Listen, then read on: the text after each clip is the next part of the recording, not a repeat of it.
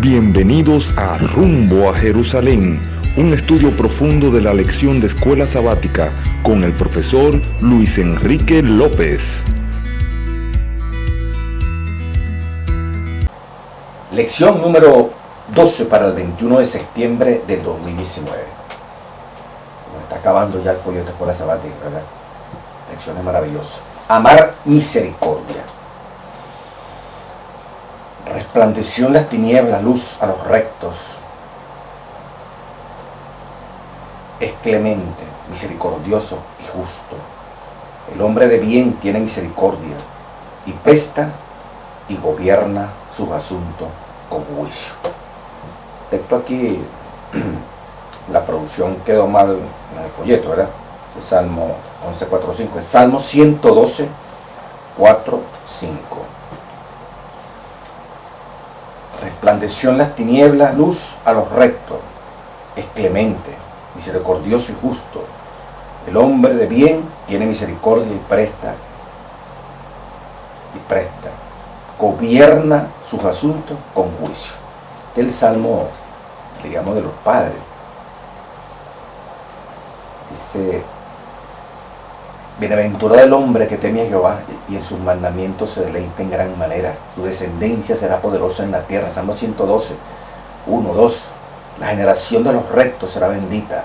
Bienes y riquezas en su casa y en su justicia permanece para siempre. Resplandeció en las tinieblas luz a los rectos. Es clemente, misericordioso y justo. El hombre de bien tiene misericordia y presta, gobierna bien sus asuntos con juicio. Por lo cual no resbalará jamás, en memoria eterna será el justo. El versículo 9 dice, bueno, también, no tendrá temor de malas noticias. Versículo 7, su corazón está firme, confiado en Dios, ese hombre de bien. Asegurado está su corazón, no temerá, hasta que vea a sus enemigos su deseo. Reparte, da a los pobres, su justicia permanece para siempre, y su poder será exaltado en gloria. Amén, ¿verdad? El hombre recto, en base al texto bíblico que acabamos de leer. Y quisiéramos complementarlo también en esta introducción de la escuela sabática. Salmo 41, por excelencia, ¿verdad? Bienaventurado el que piensa en el pobre, en el día malo lo librará Jehová. Qué promesa tan tremenda. Dios lo guardará y le dará vida. Será feliz en la tierra y no lo entregarás a la voluntad de sus enemigos. Miren en la enfermedad. Salmo 41.3. Jehová lo sustentará sobre el lecho de dolor. Mullirás, ablandar toda su cama en su enfermedad. Ablandarás toda su cama en su enfermedad. Vale la pena, ¿verdad? Ayudar, servir, amar misericordia. En la parte del viernes hay una buena reflexión, porque a veces ni los maestros ni los hermanos a veces no alcanzan a llegar a la parte final. Dice: podemos remover los cielos y la tierra, que no encontraremos verdad revelada más poderosa que la que se manifiesta en las obras de misericordias hechas en favor de quienes necesitan de nuestra compasión y ayuda. Tal es la verdad como está en Jesús. Los que necesitan de nuestra compasión, primero tiene que haber compasión, voluntad dispuesta a servir, ¿verdad? Cuando los que profesan el nombre de Cristo practiquen los principios de la regla de oro, todas las cosas que quisieran que hagan conmigo, yo se las haga a los demás, acompañará el Evangelio el mismo poder de los tiempos apostólicos. ¿Cuándo nos va a acompañar el mismo poder que tenían los tiempos apostólicos? Cuando los que profesan el nombre de Cristo practiquen los principios de la regla de oro. Todas las cosas que yo quiero que me hagan a mí, yo se las voy a hacer a los demás. Acompañará el Evangelio el mismo poder de los tiempos apostólicos. Otra parte del viernes 20 de septiembre. El amor supremo hacia Dios y un amor abnegado hacia nuestro semejante es el mejor don que nuestro Padre Celestial puede conferirnos. No es particular, a todos. No que ese es el don de Dor, que ese es el don, no, para todos. Puede. Tal amor no es un impulso, sino un principio divino, un poder permanente. El corazón que no ha sido santificado no puede originarlo ni producirlo. Únicamente se encuentra en el corazón en el cual reina Cristo. Ese amor, cuando uno lo alberga en el alma, endulza la vida, esparce una influencia ennoblecedora a su alrededor. Hechos de los Apóstoles, página 410, página 411. Excelente, ¿verdad? Amar misericordia. El día domingo, prioridades del reino. Que escoger o servir a los hombres, a los gobiernos, servir a Dios frente a una presión fuerte. Obedecemos a Dios, obedecemos a los gobiernos. Fatiga por compasión, algunas pautas para trabajar con los necesitados. Lo que es la generosidad, ese es el día lunes. El martes, lo que es la generosidad, vamos a analizar un poco eso. El miércoles, trabajar por la paz, bienaventurados los pacificadores. Buenos conceptos. Y finalmente una declaración oficial de la Iglesia Adventista del jueves 19 de septiembre, una voz para los que no tienen voz. Comencemos el estudio inmediatamente.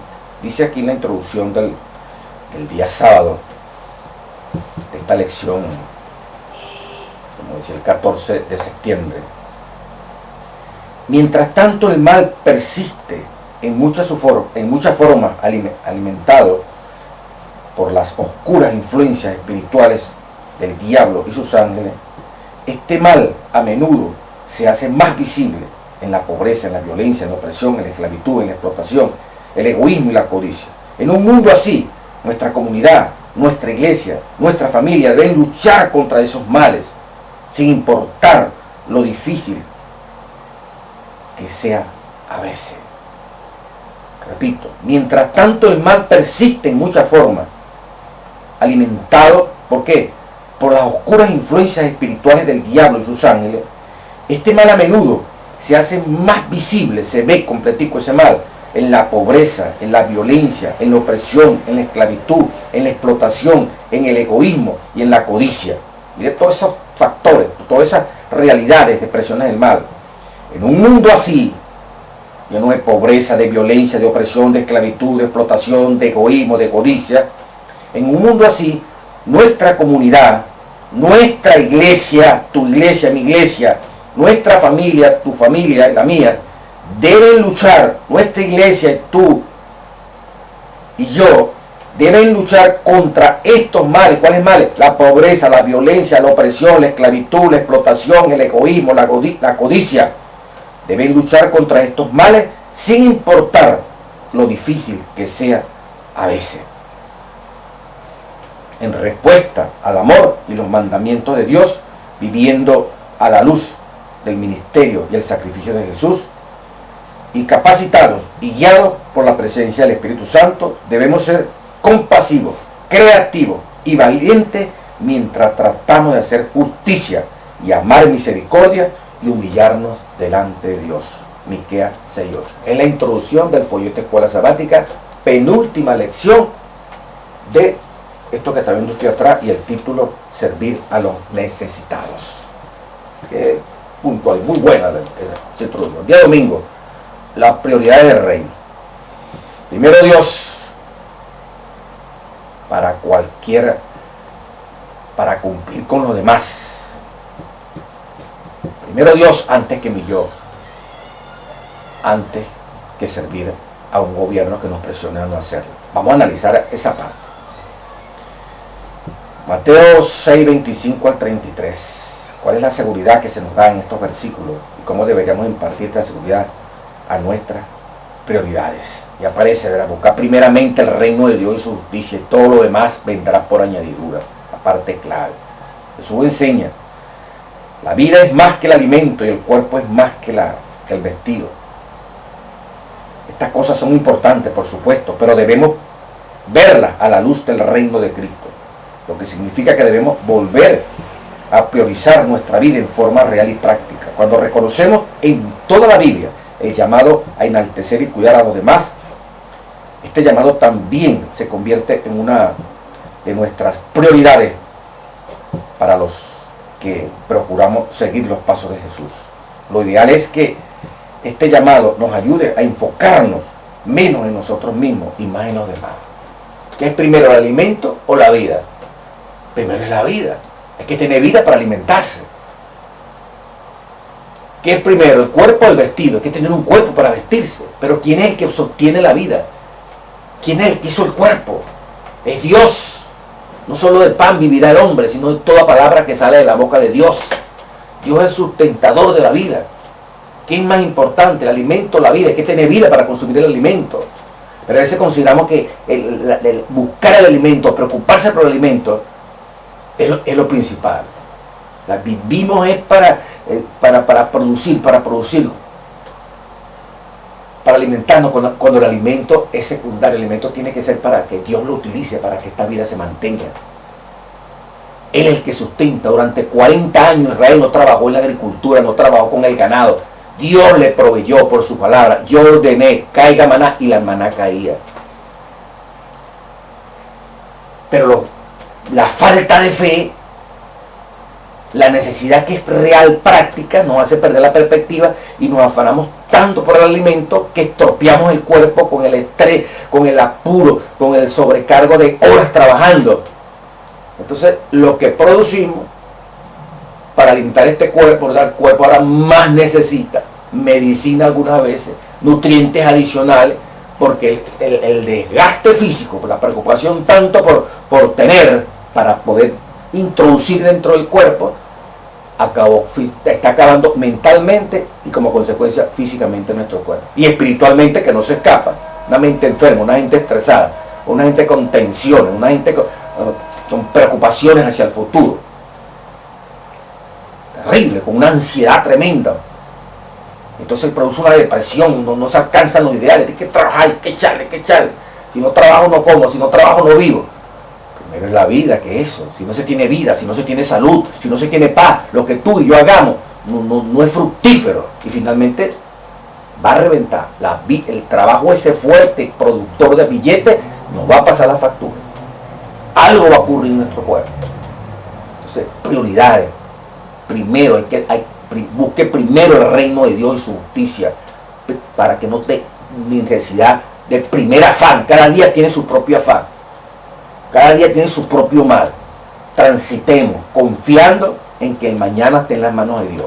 Y tú y yo, si estamos en las manos de Dios, nos dará la inteligencia, las decisiones exactas, la sabiduría correcta para enfrentar ese día. Dice aquí la otra parte.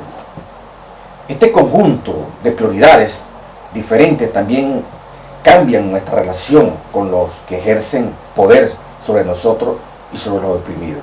Si bien la Biblia instruye a los cristianos a respetar y obedecer a sus gobernantes, en la medida de lo posible, por ejemplo Romanos 13:1-7 dice así, también llega un punto en que necesitamos hacernos eco de la palabra de Pedro.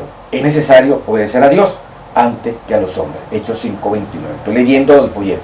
Jesús equilibró estos dos principios en su respuesta a los que intentaban engañarlo con esa pregunta. O sea que si era lícito darle la plata al César. Jesús dijo, da pues al César lo que es del César y a Dios lo que es de Dios. El gobierno tiene su requerimiento y sus prioridades. Los impuestos, con las leyes, vamos a cumplir con eso. Pero también dele a Dios lo que es de Dios. Cuando lo de Dios entra en conflicto con el Estado, porque el Estado quiere suprimir, el gobierno quiere evitar que proclamemos el Evangelio en cualquiera de sus formas, entonces ¿a quién le vamos a obedecer? A las leyes del gobierno, si hay que obedecerlas, pero si obedecen en la medida que cumplan con las cosas de Dios. Por ejemplo, que es un ejemplo muy bueno. Por ejemplo, al tratar con la esclavitud en los Estados Unidos, Elena de White escribió, cuando las leyes de los hombres entran en conflicto con la palabra y la ley de Dios, hemos de obedecer estas últimas, la palabra de Dios, cualquiera que sean las consecuencias. No hemos de obedecer a la ley de nuestro país que exige la entrega de un esclavo a su amo y debemos soportar las consecuencias de su violación. El esclavo no es una propiedad de hombre alguno.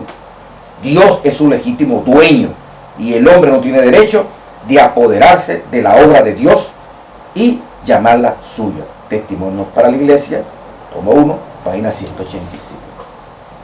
Esta ley, ¿verdad? Si un esclavo en aquella época se metió en tu casa, tú tienes que entregarlo, dice la ley. ¿Qué dice aquí el Espíritu Santo a través de la mensajera de Dios, Elena White? No, hermano mío, no respete esa ley. Tú no tienes que estar entregando ese esclavo a ese amo. Te van a meter preso, te van a meter en la cárcel. Sufra las consecuencias. Pero hay que hacerlo, porque esa ley que sacó ese gobierno prohíbe que yo le dé auxilio a algo que es de Dios, no a algo, sino a un ser humano que fue hecho a la imagen de Dios, que lo están tratando como cero, como si no sirviera para nada. Atengámonos a las consecuencias por ser fiel a Dios, así como los jóvenes hebreos, como Daniel, o en cantidad de ejemplos, pues todos esos apóstoles que dieron su vida por ser fiel a Dios, y como dijo Pedro, pues, que me metan preso, que hagan lo que hagan, pero Dios va primero, va en primer lugar. Por ejemplo, porque ahorita con esta aparición de la igualdad de los sexos, de los géneros, ya que en los países se está aprobando leyes para que la gente se case del mismo sexo. Entonces pide la iglesia prestada, mira, necesitamos la iglesia para casarse, y hay una ley que dice que cualquier persona que pida homosexual, hombre con hombre, mujer con mujer, quieran casarse en la iglesia, tenemos que aceptar eso. La iglesia no es para casar homosexuales practicantes, que estén allí, que sabemos que son homosexuales practicantes, que sabemos que son dos hombres, dos mujeres, ¿verdad?, que se están gustando, practicando, no practicantes, pero que se sienten atracción y piden que los casen. ¿Qué vamos a hacer? Obedecer la ley que el gobierno dice que tenemos que hacerlo, porque si no estamos haciendo exclusión, si no somos unos xenofóbicos, estamos discriminando. Obedecer la ley de Dios, ¿verdad? La iglesia es santa, la iglesia es pura. El pecador tiene que aceptar que Dios le transforme y lo cambie. Usted puede tener esa debilidad, ese pecado, pero Dios trabaja para transformarlo, sea lo que sea la condición que sea. Así, si es aceptado en el seno de la iglesia. Pero en una condición como la acabo de describir, si la ley me dice, tiene que hacerlo, ¿qué tenemos que hacer? No se puede hacer. Bueno, cerrará la iglesia. Pero no, porque no, por respetar la ley del país. Claro, cuando sale una ley de esa tenemos que hablar con el gobierno, hablar con el gobernador, hablar aquí a las altas autoridades, como pasó una vez en Sudáfrica. Esa ley se lanzó, pero la iglesia adventista habló, logró conectarse con el gobierno, haciéndole ver que nosotros no podemos darle cabida a ese tipo de situación, de casar a dos personas allí dentro del templo, siendo homosexuales. Y el gobierno accedió, hizo una excepción. Las otras iglesias lo harán, pero se tocó la puerta. Se toca la puerta y no, que no. Bueno, hermano mío, no se puede. ¿Entiendes?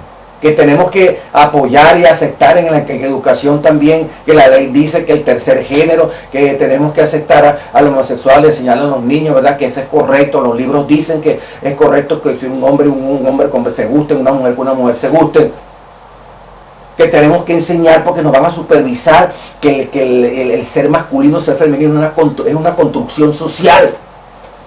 O sea, yo soy hombre porque me enseñaron a ser hombre, no porque Dios me hizo hombre. Usted es mujer porque es mujer, no porque Dios la hizo como mujer con suficiente estrógeno, a mí con suficiente testosterona. No, a usted le enseñaron que es mujer, su mamá y su papá y la sociedad. De tal manera que hay que dejar que la persona crezca, el niño o la niña, y él mismo escoja qué quiere ser. Si es un hombre, pero el que quiere ser mujer, déjelo quieto. Y si ella es mujer y quiere ser hombre, déjala quieto. Entonces eso hay que enseñarlo, porque me supervisan, porque van allá a las escuelas, a las universidades. ¿Qué vamos a hacer? Obedecer a la ley, obedecer a lo que dice Dios. El hombre es hombre y la mujer es mujer. Y los homosexuales que se echan con varón es pecado. Eso es abominable. La mujer con mujer es abominable. Eso eran condenados a muerte en el Antiguo Testamento. No puedo ir en contra de la palabra de Dios. En ese caso, tenemos que obedecer a Dios. Ay, pero será la iglesia. Ay, se va a acabar la organización. Hermano, que suceda lo que suceda. Es necesario obedecer a Dios antes que a los hombres. Aquí no hay que estar con guabineo, como dice uno allí. Allí, como una guabina es un pez que uno lo va a agarrar y te coge por aquí, corre, no lo puede, o sea, se le va de las manos, es muy baboso, pues. No hay que estar con ambigüedad. El que no está conmigo es contra mí. El que no recoge, desparrama, dice Jesucristo. O es luz o es tiniebla. Pedro lo definió muy bien. Frente a un imperio opresor, como era Roma, es necesario. No, tenemos que predicar el evangelio. No queremos que ustedes sigan alborotando con esa. Tenemos que predicar el evangelio.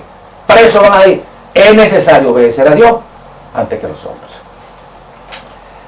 Fatiga y compasión cuando nos trabajamos con las personas, ¿verdad?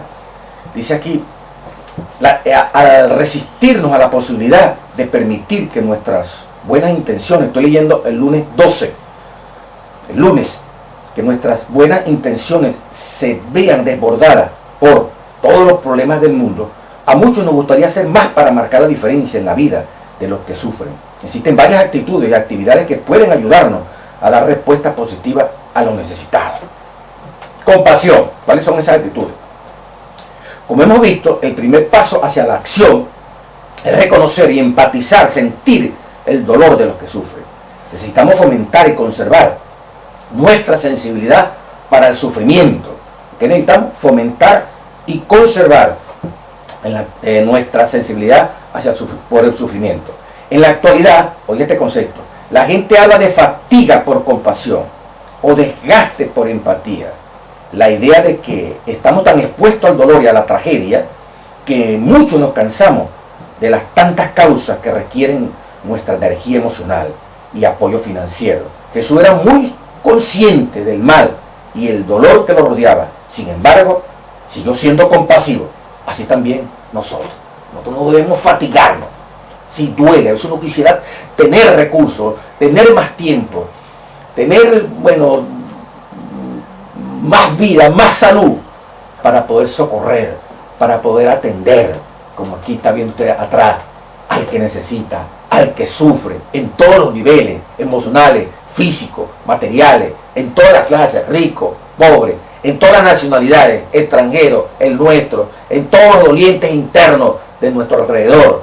Quisiéramos tener medios, instituciones, equipos de trabajo, formas de aligerar ese sufrimiento para que salgan adelante y ellos también se conviertan en productores de servicio, de ayudar a ese ser humano que está padeciendo, hermano.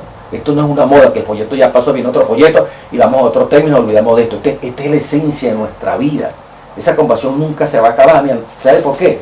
Pues cuando está Jesús en nuestro corazón, podemos decir, como decían estos hombres de los cuales nos leemos cada momento en la Biblia y en la iglesia, leemos de estos hombres. Primera es Juan, capítulo 4. Primera es Juan, capítulo 4. Mire cómo dice. Versículo 16 y 17. Y nosotros hemos conocido y creído el amor que Dios tiene para con nosotros. Dios es amor, y el que permanece en amor, permanece en Dios, y Dios en él. En esto se ha perfeccionado el amor en nosotros, Dios en nosotros, para que tengamos confianza en el día del juicio. Tenemos a Dios, tenemos el amor. Ahora mire lo que dice aquí. Pues, dice el apóstol Juan, como Él es, como Cristo es, así somos nosotros en este mundo. Hermano, tú puedes decir eso, yo lo puedo decir. Dios es amor. Dios no es que tiene amor. Dios no tiene amor. Dios es el amor. Dios no es que tiene misericordia, por allá le sale misericordia. No, Dios es misericordia. Entonces, como Él es, nosotros somos. ¿Ven? Esa promesa que aferrarse, Señor. Porque fuimos creados en Jesús, Efesios 2:10, para ser como Él, para andar en buenas obras, para andar sirviente. Y la fatiga, el cansancio, el abrumador de ver tanto dolor. Si Dios con nosotros, nada contra nosotros. Ni siquiera el tanto bien que hay que hacer y no tenemos todos los medios para cubrirlo. El Señor sabrá guiarnos, dando la prudencia, dando la tranquilidad, en el sentido de paciencia. Lo que esté a tu alrededor, lo que esté a tu alcance, lo que es tu esfera de acción, usted como dirigente de iglesia, yo como dirigente de iglesia, de eso es que Dios nos va a pedir cuenta. No nos va a pedir cuenta por lo que la iglesia aquella no está haciendo o el otro no está haciendo. Es lo que tú en tu iglesia estás haciendo, porque tú eres miembro, tú y yo somos iglesia. No porque el pastor piense o el anciano piense, es tú y yo mi responsabilidad delante de Dios. No porque si lo aprueba la Junta, no lo aprueba. El amar al prójimo no lo prueba ninguna junta, ninguna asociación, ningún pastor, ningún anciano. El amar al prójimo es que Dios está aquí en el corazón. Primero se ama a Dios, Dios tiene que estar aquí, y luego se ama al prójimo como a sí mismo. Entonces, esto es hermoso. La compasión surge y nunca se va a fatigar, porque la compasión es el mismo corazón, sensibilidad de Cristo en tu vida, en mi vida. Nosotros somos, dice aquí, pues como Él es Cristo, mira Juan 4:17, así somos nosotros en este mundo. Imagínese usted lo maravilloso de esto. Y por eso decía también en 1 Juan 4, 11, amados, si Dios nos ha amado así, debemos también nosotros amarnos unos a otros. Nadie ha visto jamás a Dios. Si nos amamos unos a otros, Dios permanece en nosotros y su amor se ha perfeccionado en nosotros. Si alguno dice, el versículo 20, 1 Juan capítulo 4, yo amo a Dios y aborrece a su hermano, es un mentiroso. Pues el que no ama a su hermano, a quien está mirando todos los días, ¿cómo puede amar a Dios que no ha visto? Imposible. Y termina con esta parte aquí, ¿verdad? Nosotros sabemos que hemos pasado, 1 Juan capítulo 3, versículo 14. Cada quien sabe, no tienen que decírselo. Cada quien sabe, cada quien tiene el termómetro para saber qué. Nosotros sabemos que hemos pasado de muerte a vida, que no estamos muertos espiritualmente. ¿Cómo sabemos? En que amamos a los hermanos, en que amamos a los pastores, en que amamos a los ancianos, en que amamos a los directores, en que amamos a nuestros hermanos, que indistintamente con responsabilidad, sin responsabilidad, son hijos de Dios. Cuando yo tengo acepción, cuando mi amor es un grupito chiquito, una rosquita, no he pasado de muerte a vida. Y termina el 14. El que no ama a su hermano permanece en muerte. Pero el que ama a su hermano, él puede verse a sí mismo que resucitó realmente en el bautizo, de que es una nueva criatura, salió de la muerte de delitos y pecados, ahora está vivo. ¿Y cómo sé que estoy vivo? Que el corazón me late. No, eso es lo físico. Es que este cerebro lo tomó Jesús y amo a todos mis hermanos, sin acepción de personas, porque en Cristo no hay judío, no hay griego, no hay hombre, no hay mujer, no hay responsabilidades una más que la otra. No, todos son criaturas hechas por Dios y nuevas criaturas, todos aquellos que se bautizaron. Y los que no son, con más razón los amamos. ¿Has pasado tú y yo de muerte a vida? O estamos allí con un grupito solamente de los hermanos, tú sabes, la cúpula, la directiva, o los otros que están allá también echándole plomo a la directiva o al departamental, porque me cae mal, no sé, estos son tóxicos, esta gente, ¿cuándo se irán ahí? Me repugna esas personas, y sin embargo estás predicando, y sin embargo eres el dirigente, y sin embargo eres el pastor, eres el anciano, soy el el director, soy el ministro. No, hermano, usted está muertico y yo estoy muertico, listo, si no me arrepiento y oigo el Espíritu Santo para el lago de fuego y experimentar la segunda muerte, la muerte que no tiene resurrección, la segunda muerte. Aquí no es que está con media tinta, hermano. Usted no le eche mucha cabeza. Usted sabe y yo sé si estoy muerto o estoy vivo. No me vas a templo de Jehová como lo hemos estudiado. Y hemos convertido la iglesia en una cueva de ladrones, Jeremías 7. Adulterando, mintiendo, que queremos lavarnos la cara cuando vamos a la iglesia. Estamos salvos que estamos aquí en la iglesia. No es así. La compasión, Dios en nosotros, mira, hay compasión hasta que nos toque dormir, si nos toca dormir. Morir, por otras palabras. Educación, hay que estar, otro factor, compasión para trabajar con la gente, ¿verdad? Tener la compasión de Cristo, ¿verdad?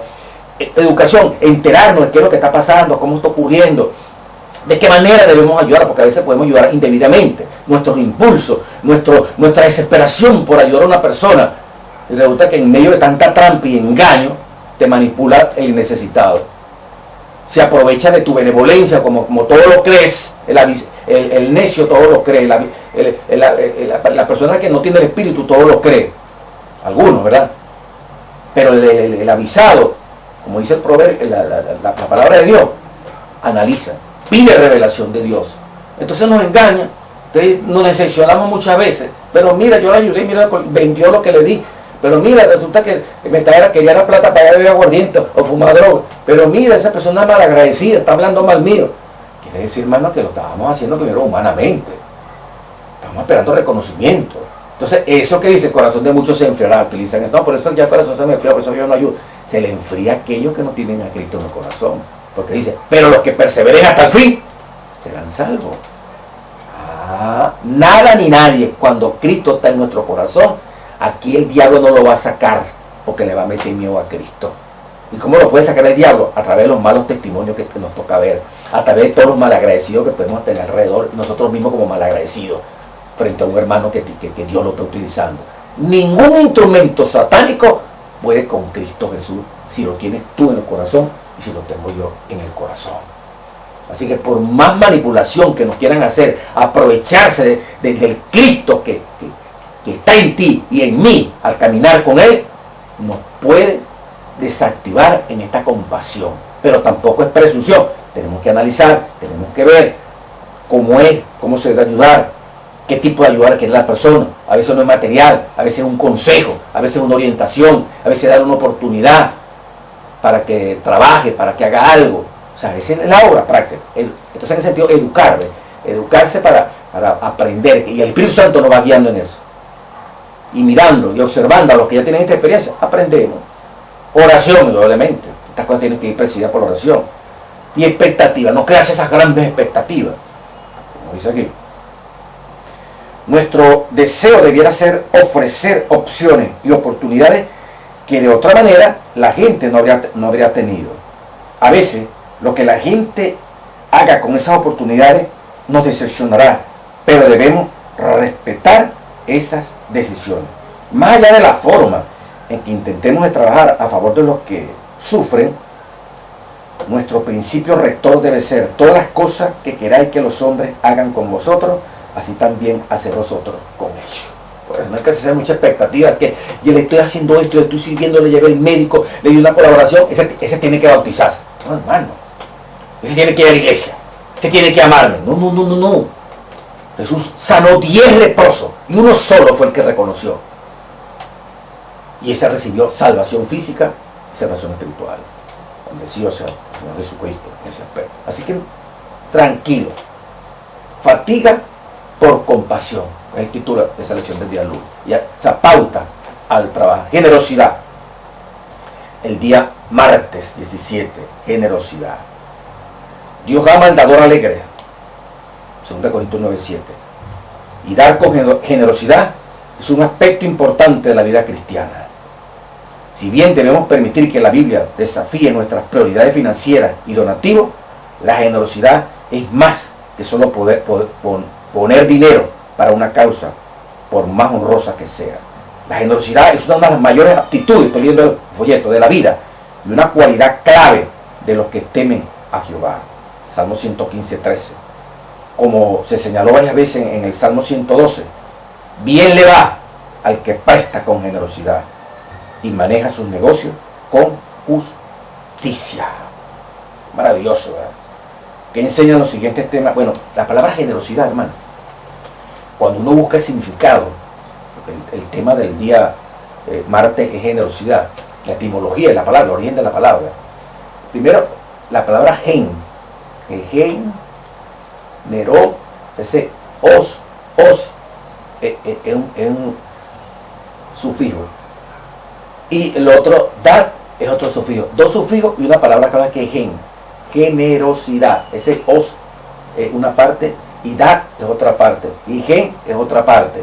Las dos últimas son sufijos, no prefijos. Y la primera es la palabra en sí. Tiene raíces indoeuropeas. ¿Y qué significa? Ese gen, para decir generosidad, tiene que ver con dar a luz, tiene que ver con producir, tiene que ver con originar, como de los genes que dan la vida. Y esa primera parte. Ese os, generoso, y luego viene dar, ese os tiene que ver con abundancia. ¿Verdad? Es un sufijo que indica abundancia, suficiente, gran cantidad. Y la otra, dat, para completar la palabra generosidad, dat es una cualidad, y cualidad es una característica inmanente, es una característica de las tantas que puede tener un ser humano, intrínseca en él, es parte de su manera de ser. Cuando usted une esas tres cosas, generosidad, ¿verdad? Esa palabra generosidad, el que produce os en abundancia, y dar como cualidad de dar, una cualidad de dar. Entonces, el que da en abundancia como una manera intrínseca, que es la palabra cualidad. Es una cualidad, lo que uno es. Generosidad es una persona que en su corazón tiene la capacidad de dar, dice generosamente, en abundancia, sin apego a sí mismo. Mire el origen tan bonito, personaje, por eso vamos a leer aquí algo interesante, Proverbios 11, 25.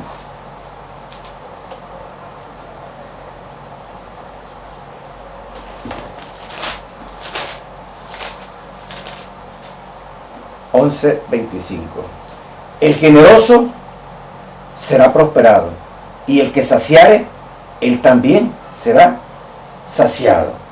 En Isaías 32:8. Isaías 32:8. Mire cómo dice la palabra.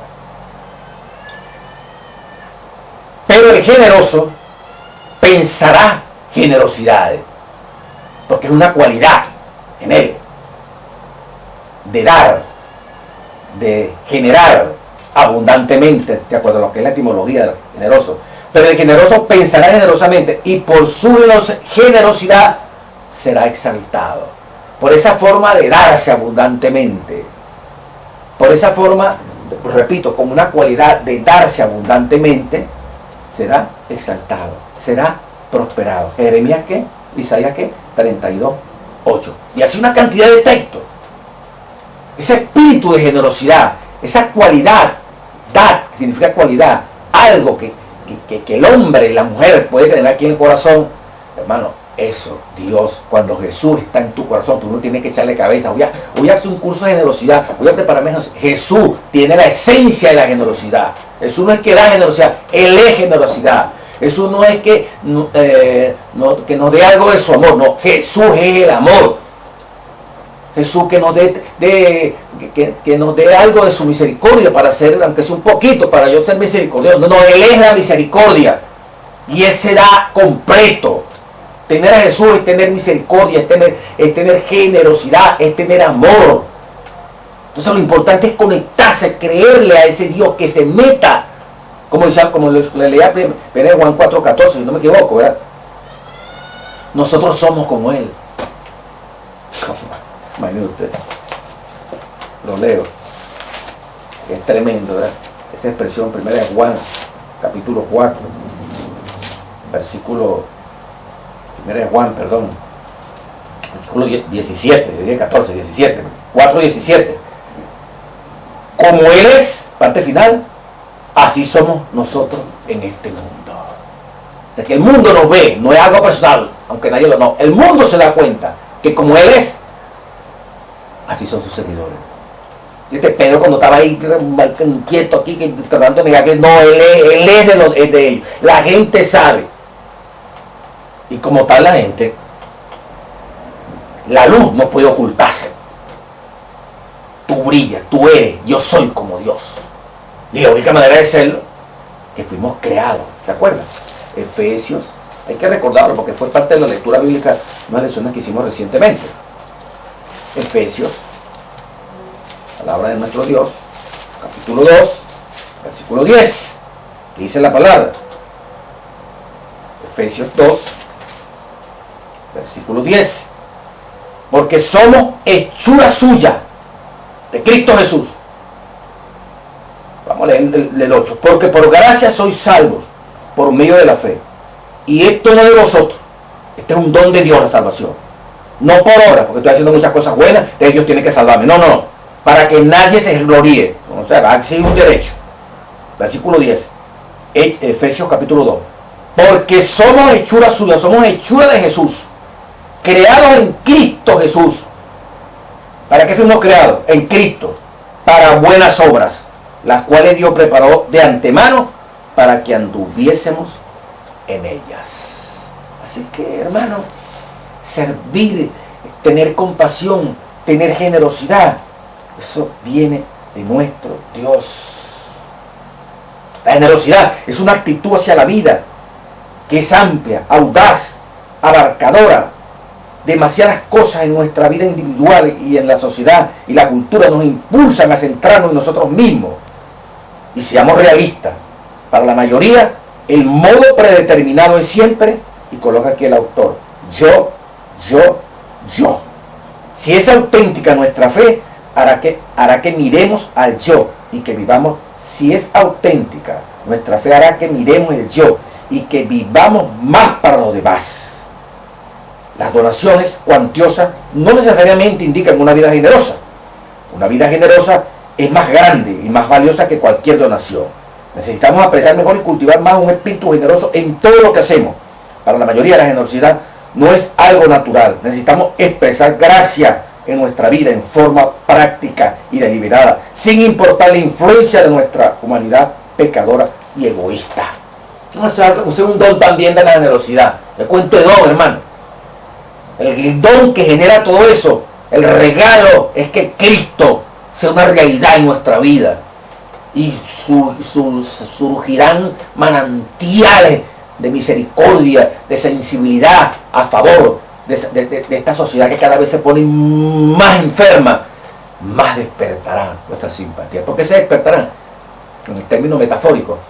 Porque más nos llamará el Cristo mismo, nos pintará con triña en nuestro corazón para que seamos el instrumento, la mano ayudadora. Pero hay que tener salud, por eso dice la reforma por salud, es el medio para purificar iglesia. Primero se purifica el estómago y todo eso para poder entender a Dios y poder recibir el poder para dejar pecado y todo lo que nos separa del Señor. Y luego es el medio de aminorar el sufrimiento de esa raza humana que está destruyendo ese cuerpo, que la forma de comer y de vestir y de pensar está desordenada. Tienen que haber instrumentos que vayan a rescatar a esos seres humanos, y ese eres tú y yo. Y ir a rescatar es tener compasión, es tener misericordia. Y tener compasión y tener misericordia no es un curso, no es un taller, es tener a Cristo en el corazón. El día miércoles, trabajar por la paz. Bienaventurados los pacificadores, porque ellos serán llamados hijos de Dios. Isaías 9:6, Romanos 5:1. Cristo es el príncipe de la paz. Bueno, si Cristo está en nosotros, seremos pacificadores. No vamos a hacer un curso en la ONU, ACNUR, allá, el taller que da el pastor allá o el otro especialista en tal iglesia para ser pacificadores. La base principal, lo demás son detalles de la experiencia en esos cursos a veces que se dan. Pero la esencia, que brote de allí, de mi ser, no que me lo impongan para tener un cargo, una responsabilidad, para que me den hagan una estatua, para que me den un reconocimiento. No, hermano, es Cristo aquí. El reconocimiento que le dieron a Cristo fue que lo mataron en la cruz. Ustedes no le dieron ningún trofeo, ni le dieron ningún, allí tú sabes, un documento allí, y levantaron una estatua. Este es el benefactor. No. Este es la peor basura, este es un criminal. Este es el hombre que lo vamos a matar entre dos ladrones, y el del medio ese es el peor. Ese fue el reconocimiento. El papá del amor, el generador de la misericordia, el generador de la generosidad. Isaías 52:7 dice, ¿qué ponemos en práctica en este texto? Cuán hermosos son sobre los montes, sobre las calles de tu ciudad, de tu barrio, diríamos nosotros aquí parafraseando, de tu campo allá, rural, los pies del que trae alegres nuevas, buenas noticias del Evangelio. 2, del que anuncia la paz. 3, del que trae nuevas del bien, buenas nuevas del bien. Esa palabra nuevas, buenas nuevas, esa tiene que ver con Evangelio. Las buenas nuevas, trae buenas nuevas, trae cosas encantadoras, trae cosas nunca vistas, trae cosas que aunque existieron dentro, ahora las trae como otra dimensión, anunciando que alegres nuevas, bendiciones del Evangelio. Anuncia la paz, del que trae nuevas del bien, del que publica salvación, del que dice en Sión, tu Dios reina. Bienaventurado esa persona, ¿verdad? El Evangelio de la paz también se convierte en la motivación, la pauta, el recurso para trabajar por la paz en nuestro mundo. El corazón que está de acuerdo con Dios, en participante de la paz del cielo, esparcirá a todo su alrededor su influencia bendita. El espíritu de paz asentará como rocío sobre los corazones cansados y atribulados por las luchas de este mundo. Discurso Maestro de Jesucristo, página 50. En el Sermón del Monte dijo Jesús: bienaventurados los pacificadores, ellos serán llamados hijos de Dios. No solo ratificó el mandamiento de no matar, a ser pacificador, sino además dijo que no debemos enojarnos ni guardar rencor, Mateo 5, 21, 26, y que debemos amar a nuestros enemigos y orar por quienes nos persiguen, Mateo 5, 43, 48, lo que significa que debemos trabajar activamente para buscar el bien de ellos.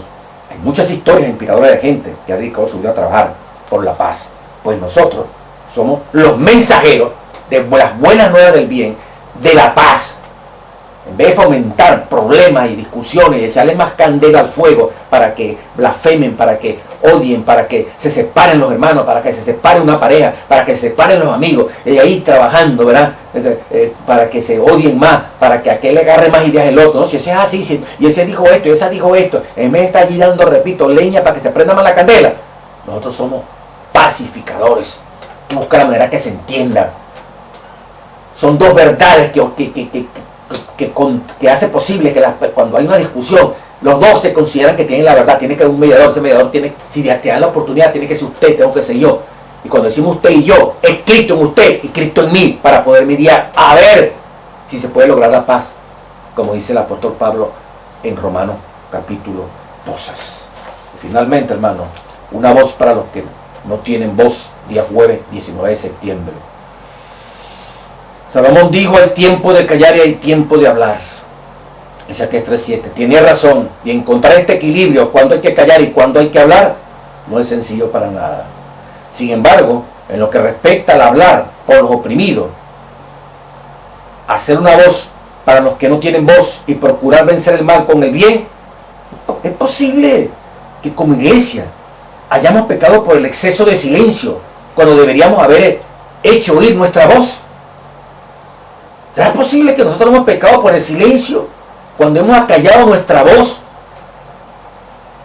No decimos nada de aquel que quisiera que lo atendieran allá en el barrio, que le llevaran una medicina, que le llevaran un plato de comida, que le arreglaran su casita que se le está cayendo a pedazos. Él quisiera decirlo, pero no tiene voz porque no lo oye, es una basura, es una persona que ha sido excluida. Usted fue un vagabundo, eso es que él se merece, porque él despifarró por mal administrador, por borracho, por sinvergüenza, por drogadicto. Ahí está, arrepentido y todo, pero que sufra su miseria, que pague las consecuencias. Ese es el Dios de misericordia que tú tienes, el Dios de compasión y generosidad que tú y yo tenemos. Entonces, ¿acaso la iglesia no ha hecho silencio frente a las dificultades, aún dentro de la misma iglesia, allí dentro, de gente que está padeciendo, mientras yo gasto y gasto en mis propios intereses? El dinero de un cristiano es pan para el hambriento, vestido para el desnudo, es socorro en cualquier necesidad que tenga. Cristo no hizo acepción, hermano, solamente para los judíos, para mi iglesia. Cristo fue a la samaritana. Cristo fue al de Gadareno que estaba ya endemoniado. Era prohibido tocar un muerto, Cristo tocó un muerto. Era prohibido tocar un leproso, Cristo fue la voz para ese leproso, que nadie lo oía. Yo quiero salud, pero tengo que vivir en una montaña porque me cayó esta plaga encima. Toco la campana cuando vengo para que todos huyan de mí. Cristo no huyó de ellos. Yo quiero ser tu voz que clama, que quiere ser sana. Y Cristo lo sanaba. Esa es la iglesia donde tú estás y yo.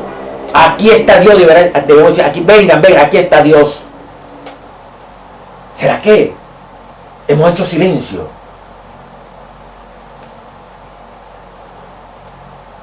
Yo quiero leer la declaración oficial que aparece aquí en este folleto del día jueves 19 de septiembre.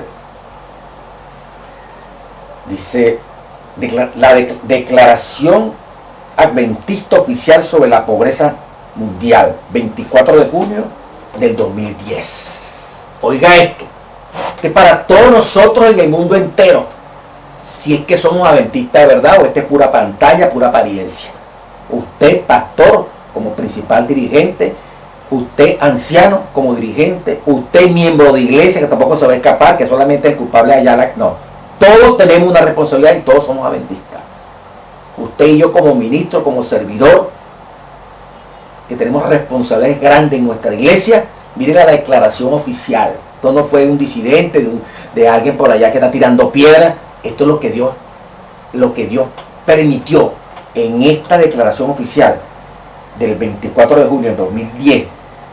Los adventistas somos así. Esto es nuestra posición frente a la pobreza. Oigan, los adventistas creemos que las acciones destinadas a reducir la pobreza y la injusticia que constituyen una parte fundamental de nuestra responsabilidad social como cristianos. Reducir la pobreza y la injusticia. La Biblia, continúo leyendo, revela claramente el interés especial que Dios tiene por los pobres y lo que espera que sus seguidores hagan en favor de los desvalidos. Todos los seres humanos llevamos la imagen de Dios y somos receptores de las bendiciones divinas. Lucas 6:20. Cuando trabajamos en beneficio de los pobres, seguimos el ejemplo de las enseñanzas de Jesús. Mateo 25, 35, 36. Como comunidad espiritual, los adventistas abogamos por un trato justo hacia los pobres. ¿Qué hacemos los adventistas? Abogamos por un trato justo hacia los pobres. ¿Qué haces tú, adventista, hermanito, que te bautizaste ayer, hace 3 años, 40 años, 60 años, 30 años, indistintamente de la responsabilidad que tenemos? ¿Qué dice?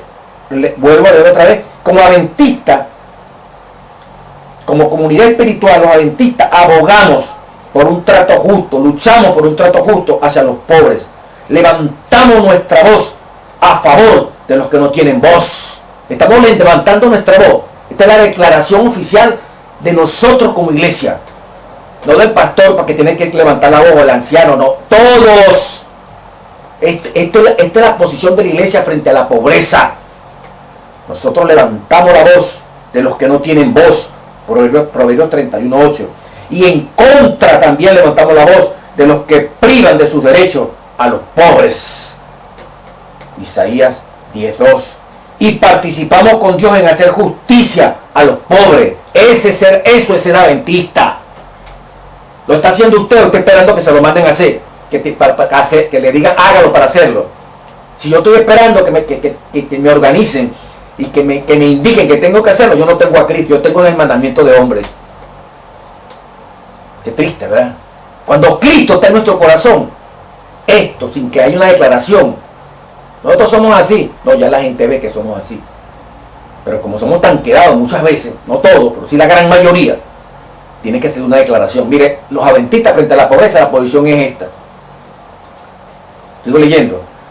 Repito, como comunidad espiritual, los adventistas abogamos por un trato justo hacia los pobres. Levantamos nuestra voz a favor de los que no tienen voz. Proverbios 39:8.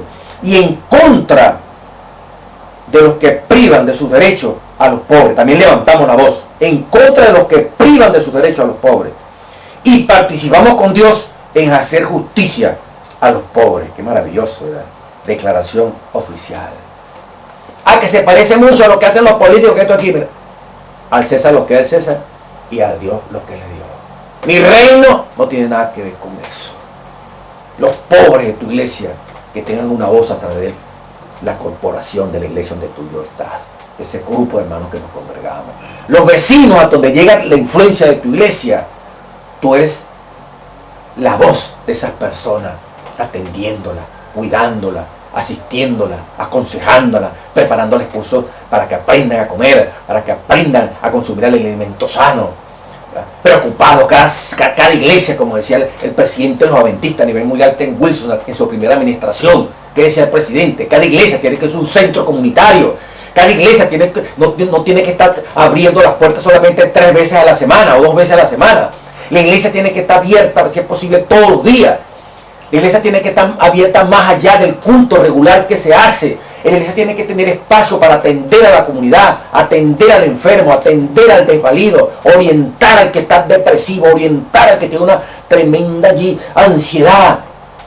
La iglesia es un refugio, no solamente para darle a la lengua, que me tengo yendo de conferencia y conferencia. Y la iglesia le duele tener una gente que está allí enferma, una gente que está viendo el sermón, pero que sufre de diabetes, pero que sufre de tensión arterial, pero que sufre de un problema aquí en la columna. Pero bueno, tienes que tener fe, tienes que ir para la iglesia así, ¿verdad?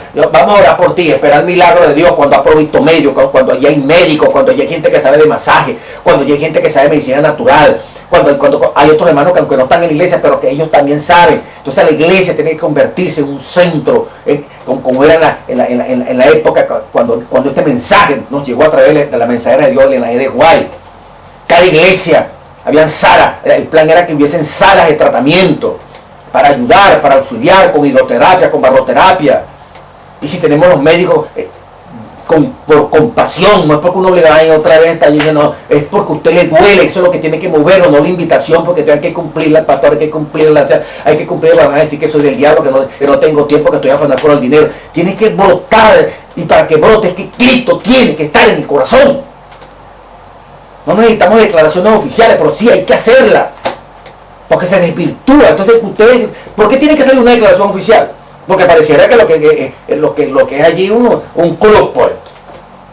Vamos un sábado full de carro, no, si no hay carro, un grupo, pues vamos allí y pum, vamos cada quien a hacer lo que hay que hacer por allá, que en su casa, que se ora misionera. Volvemos el domingo, si es que hay culto el domingo, hay lugares donde ni siquiera hay culto el domingo. Bueno, volvemos el miércoles, si es que hay culto también, ¿verdad? O volvemos el viernes, volvemos el sábado. Pero el resto, la gente, bueno, esa gente entra y sale. Si quitan esa iglesia, no la quitan, a mí no me importa. Qué bien, una vez a la cuaresma que era un operativo médico, 2 veces al año. Debe ser que la gente se enferma 2 veces al año.